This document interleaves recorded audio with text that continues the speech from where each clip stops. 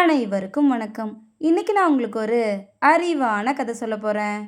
மனைவிக்கு திடீர்னு ஒரு சந்தேகம் வந்துச்சாம். தன்னுடைய கணவருக்கு காது கேட்கலையோ அப்படின்னு. ஆனா இதை கணவர்கிட்ட நேரடியாக கேட்க அவளுக்கு தயக்கமா இருந்துச்சாம்.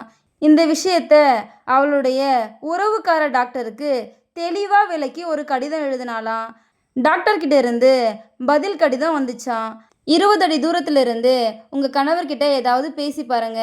கணவரோட காதுல விழலைன்னா கொஞ்சம் நெருங்கி 15 அடி தூரத்துல இருந்து பேசுங்க. அப்புறம் 10, 5 அப்படின்னு குறைச்சிக்கிட்டே நெருங்கி போய் பேசுங்க. எத்தனை அடி தூரத்துல இருந்து பேசினா கணவருக்கு காது கேட்கலன்னு தெரிஞ்சிட்டா அதுக்கேற்றபடி சிகிச்சை அளிக்கலாம் அப்படின்னு எழுதியிருந்துச்சாம்.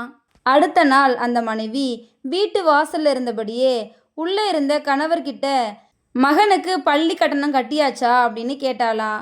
பதில் எதுவுமே வரலையா. அதுக்கப்புறம் வீட்டு வரவேற்பறையிலிருந்து அதே கேள்வியே கேட்டாலாம். அதுக்கும் பதிலே இல்லையா. ஹால்ல இருந்து கேட்டாலாம். அதுக்கும் பதிலே இல்லையா. சமையல் அறையிலிருந்தும் கேட்டாலாம். அதுக்கும் பதில் இல்லையா. போச்சு, 2 ஸ்பீக்கரும் அவுட் ஆயிடுச்சு போல அப்படின்னு அவ கன்ஃபார்மே பண்ணிட்டாளாம். கடைசி வாய்ப்பா கணவருடைய காதுக்கு பக்கத்துல போய் சத்தமா இன்னைக்கு பையனுக்கு ஃபீஸ் கட்டியாச்சா அப்படின்னு கேட்டாலாம். காதுல ஏதோ குண்டு வெடிச்சது மாதிரி இருந்ததும் அவளுடைய கணவர் அவளை கோபமா திரும்பி பார்த்து, ஏண்டி இப்படி காதுல கத்துற? நீ வாசல்ல கேட்டதுல இருந்து, வரவேற்பறையிலிருந்து, ஹால்ல இருந்து, சமையல் அறையில இருந்து கேட்க கேட்க நானும் கட்டியாச்சு கட்டியாச்சுன்னு சொல்லிக்கிட்டே இருக்கேன். அது உன் காதுல விழவே இல்லையா? காதுல என்ன பஞ்சு முட்டையா வச்சிருக்க அப்படின்னு சத்தமா கத்துனாராம்.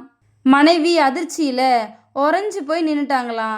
தவறு தாங்கிட்ட தான் இருக்கு அப்படின்னு அப்பதான் அவங்களுக்கு புரிஞ்சுதான். இதோட இந்த கதை முடிஞ்சிருச்சு. இப்படி தான் நம்மள பல பேர் பிரச்சனையை நம்ம கிட்ட வச்சுக்கிட்டு அது மற்றவங்க கிட்ட இருக்கதா நினச்சி வாழ்ந்துட்டு இருக்கோம்.